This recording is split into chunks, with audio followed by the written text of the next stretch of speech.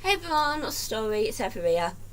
Okay, so I'm still looking on Reddit and I stumbled back across the Reddit nosleep. And I actually did a story from the Reddit nosleep section a couple of months back. And the girl who actually, well, I'm guessing it was a girl, a person who actually wrote it, actually saw the video.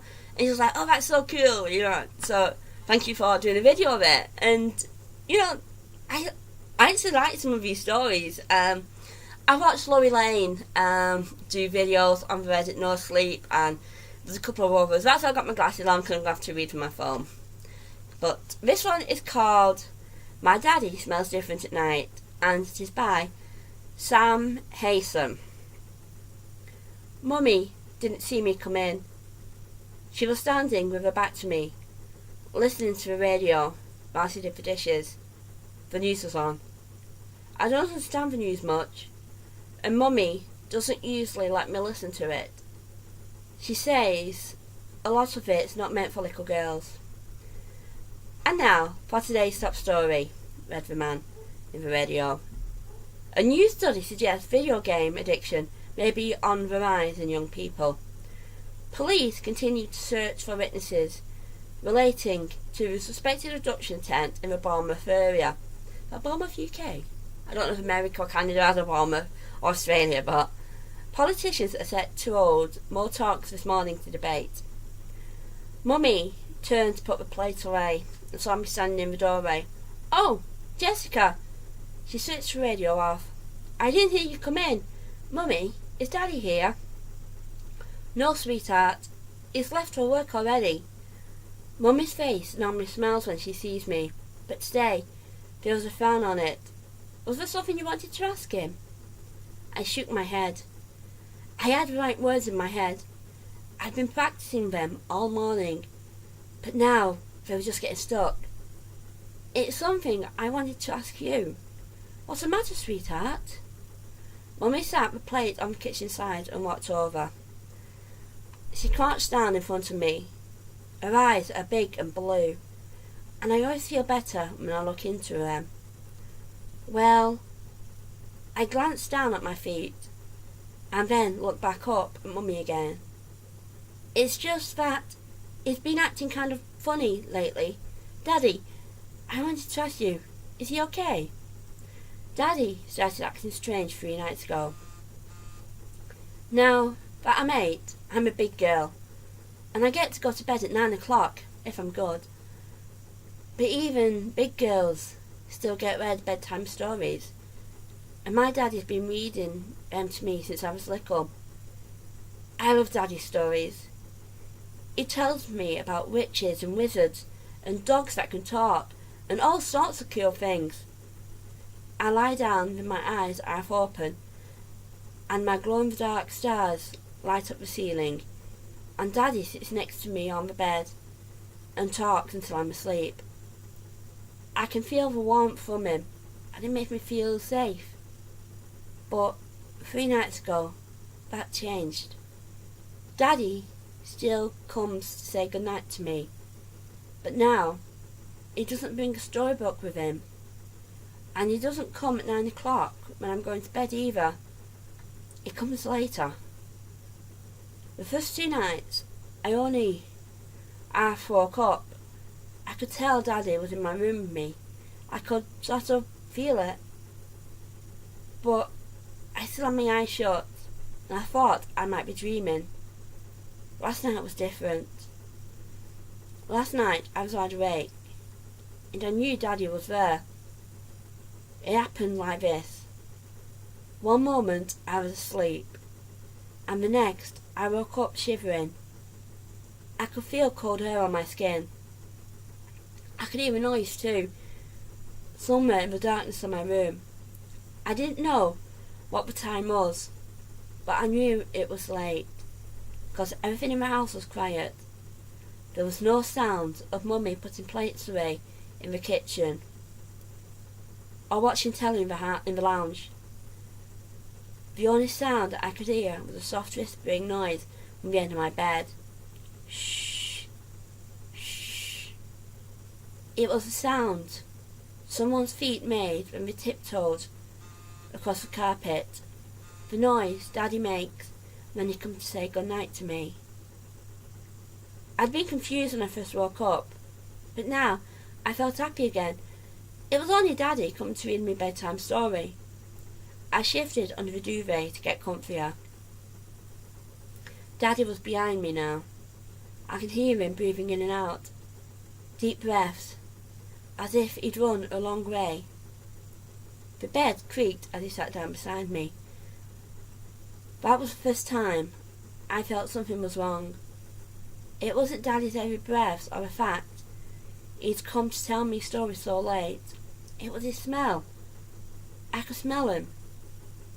Daddy normally smells of soap we have in our bathroom, and sometimes of the men's perfume he wears. But last night he smelled different. Sort of bad. I wrinkled my nose up. "Daddy, you smell funny," I giggled in the bed. I was waiting to hear the rustle of the pages, the sound Daddy's books made when he opens them to read to me. But it didn't come. Instead, there was just the silence of the room, and the creak of the bed, and Daddy's deep breaths. "Daddy, where are you going?" "What are you doing?" I fidgeted under the covers. I felt sleepy, and I wanted Daddy to start my story so I could shut my eyes.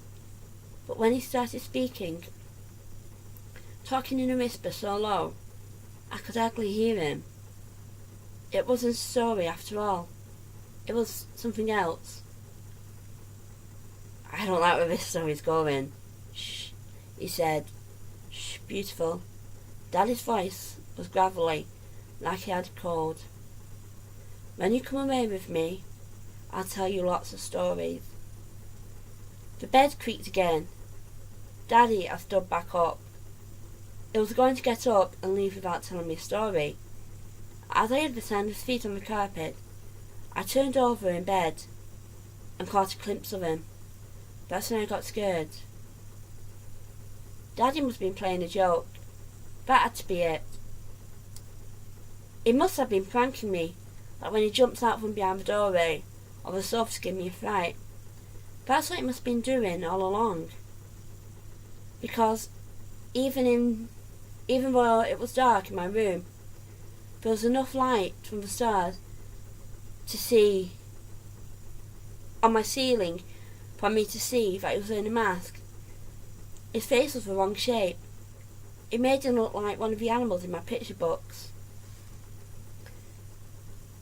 I was ready to tell Mummy all this. I was going to tell her about Daddy's smell and what he whispered to me and about his mask. But I didn't get the chance. As soon as I told her Daddy had been acting funny, she started speaking out before I could. "Oh, sweetheart, it's okay. I know what you're going to say." Mummy stared at me with her blue eyes. Her face kept changing from smiling to frowning. "I don't want you to worry, okay? There's nothing to worry about."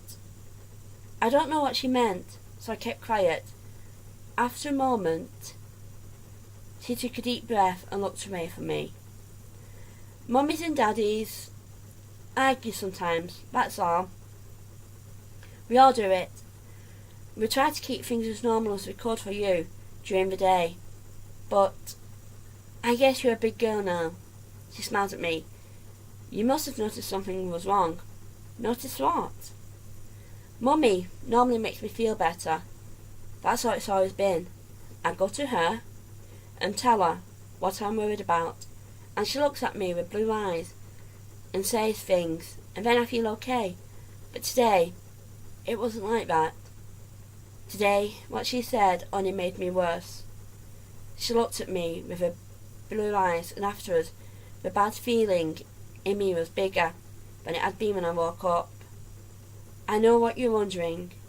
Why Daddy hasn't been tucking you in at night," she said. "But that's because we have to work a few things out at least. He's been having sleepover at Uncle Terry's for past 3 nights. He comes here during the day, but he sleeps there. I promise you though, sweetheart, it won't last forever. He'll be back tuck you in again real soon. Oh,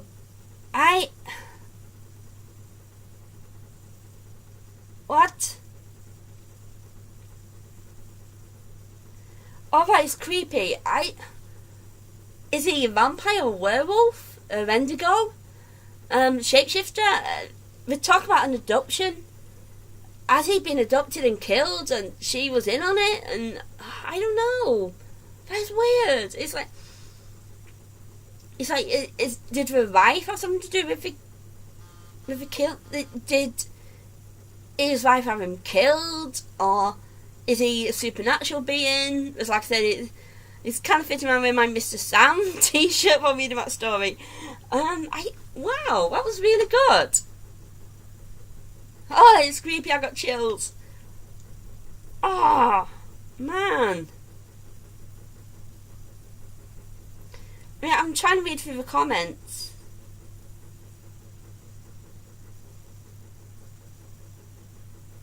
And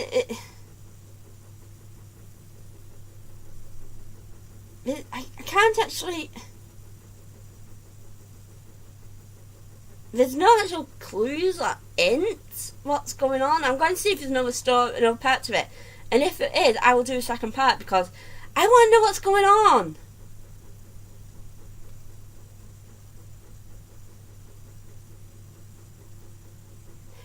Hold on. They've done some notes to it. Okay. My daddy smells different at night, story notes.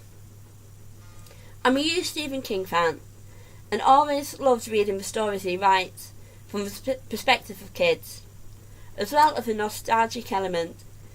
I think there's also some great tension that gets created by the gap between when the child narrator sees and what we, the adult readers, understand to actually be happening.